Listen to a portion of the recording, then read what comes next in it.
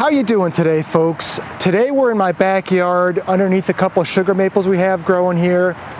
And the first thing you should know about sugar maples is they're wonderful trees. They provide gorgeous shade. They're relatively fast growing. They'll give you that shade fairly quickly. And they have an amazing fall color. But with the pluses of the sugar maple also comes the fact that the wood is somewhat brittle. When they get older, their branches tend to snap easy. And as they get older, the wood kind of dies back in the middle. So what's been happening with these trees is as time goes by, we've been losing some branches. Every year we'll lose a branch or two, just because things are getting shaded out in the middle. And in a perfect world, I would have an arborist come through and just kind of, thin out these two trees. Right now the budget isn't so good for that. So what I want to do today is just go ahead and cut out a couple branches that are dead and they've just been kind of dropping pieces on my backyard for a while. If you live in the state of Connecticut and work as a landscaper, I just want to let you know that there is a law that says any pruning done on trees, I believe it's single stem trees that grow greater than 12 feet tall, that work has to be done by a licensed arborist. To the best of my knowledge, and if there's any arborists watching this, let me know. If you're going to remove a tree, anybody can remove it. But if you're going to treat a tree for insects or disease, prune a tree, you need to be a licensed arborist. So because we're working at my house, that's not a problem. The reason that I'm making this video is because I want to show you a tool called the power pruner. So the power pruner is this guy right back here. And I bought that in the mid-90s. It's now 2017, so that thing's got to be at least 20 years old. And what happened was there was a company called Power Pruner that got bought out by Echo. And what this power pruner is it's basically a weed whacker with a long shaft that you can then pull out to extend. So it makes cutting branches like this much easier. And then you can see it's got a chainsaw head on the tip. I don't know exactly what size the chainsaw head is. Maybe that's 8 or 10 inches. But I have used this before where I've had the entire bar buried and it's cut perfectly fine. And the reason I got this was because back in the 90s, a lot of the lawns I mowed would have branches weeping over the lawn. And if you've ever used a pole saw, which is just, it's got like a curved saw on top of a pole and you can add sections, that is a serious workout. So my thought was to get this guy to ease the load. And I can't say I've used it a ton, but the use it has seen it's just been a lifesaver for what I've done. Whether it be pruning or even takedowns, sometimes you just want to thin the tree out a bit. And using just this guy and extending it, I think it's like 12 feet. But then if you stand on top of a 3-legged ladder, you can easily get like 20 feet off the ground to kind of get some branches out of there. But again, Connecticut, single stem greater than 12 feet, you need to be an arborist to prune a tree. So just keep that in mind, unless it's your own yard. This is my yard. The other thing I like about the power pruner is because it's 12 feet long, plus my reach, I can be nowhere near where the branch is going to drop. But what I'm going to do, and I'm not sure if I'm going to have a close-up of this, is if I'm cutting a branch, I'll cut underneath into the branch like a 1/2 inch to 1 inch, and then I'll actually go out a little bit from that cut and cut from the top. And that way when the branch breaks, the bark, rather than ripping, it'll just, what happens is if you don't cut the bottom, the bark will just tear all the way back and that branch will hang. But by making that cut underneath, when the branch starts to drop, it'll just drop. It won't pull the bark. And especially when you get near the tree, the key is you don't want to pull the bark on the trunk.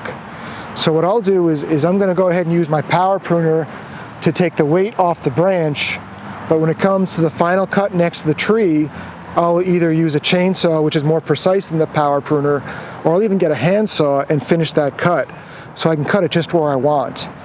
To me, the power pruner is just an easier way to take the weight off the branch. The branch we're going to be cutting is right over my left shoulder here. And what I'm going to do is I'm just going to break it down into small pieces. And this branch goes way up into the tree. I'm not sure I'm going to be able to get to the top of the branch, but if I can just, cut a little bit down at the base here, get it higher up so I don't bump my head when I'm weed whacking and just get some weight off of it, that's good. until I can hire an arborist to come through and clear out the tree. My power pruner is about 20 years old, and I've never rebuilt the carburetor. Today when I took it out, the primer bulb was actually ruptured. It had gotten so old that the plastic was brittle, so I had to go to the dealer to replace that. But you're going to notice it's not running too well, and that's nothing against the power pruner.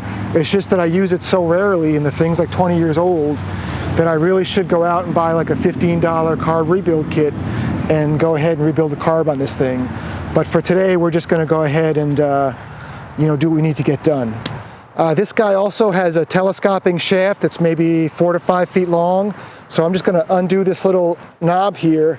I don't need the whole shaft, but I'll just make it a little bit longer so I don't have to stretch to cut what I'm cutting.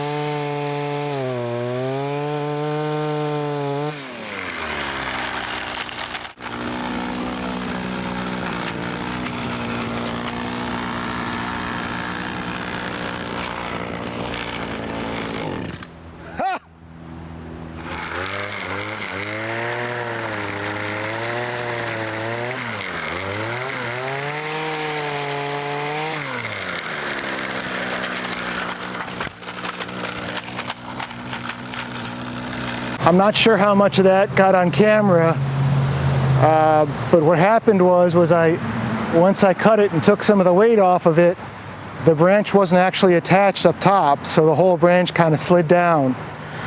And luckily where I was standing, I was not where the branch was going to fall.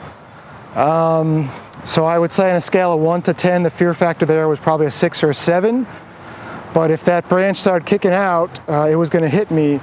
So I guess the lesson here is this is why you should hire an arborist to do stuff like this, because eventually something could go wrong.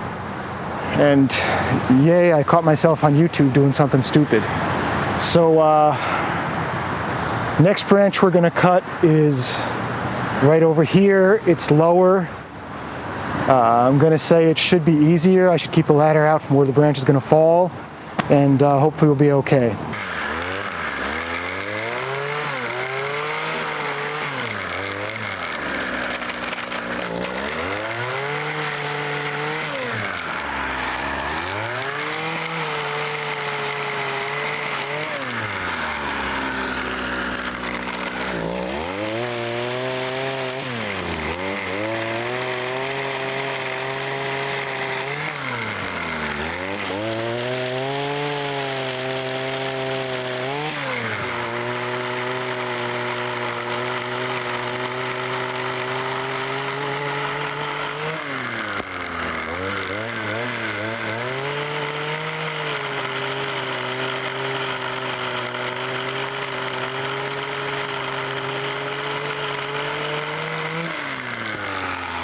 This is probably about 9 or 10 feet off the ground, and I just went and got my Felco 62, and I'm just going to go ahead and cut this branch just outside where the bulge is on the tree, and that way it'll heal over quicker. When you're pruning, you don't want to cut too close because you're going to cut into the callus layer that forms the callus that's going to cover the wound. And if you cut too far, if I were to leave this far out, it would take the tree a while to encompass all this rot, and then you get rot inside the tree.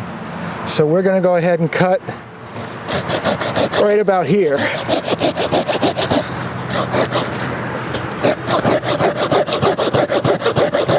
And this branch is pretty rotted.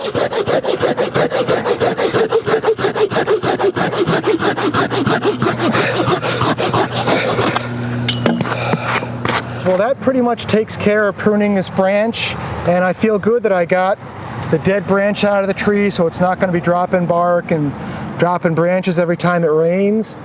You know, there's a ton more to do up in these trees, but there's no freaking way I'm climbing up into this maple. It's just not worth falling out of a tree. And I think you guys saw, you know, how quickly things can go wrong when I was cutting that branch before. What I'm gonna do now, guys, is I'm just gonna give you a shot of the power pruner cutting through an oak branch that's probably about 6 to 8 inches in diameter, just to give you an idea of how awesome the power pruner really is in the right situation used by a professional. The amount of work to cut a branch like this one here with a pole saw, maybe once or twice wouldn't be bad, but if you had a whole bunch to do, it's not fun. So thanks for watching, guys, and we'll see you soon. Take care.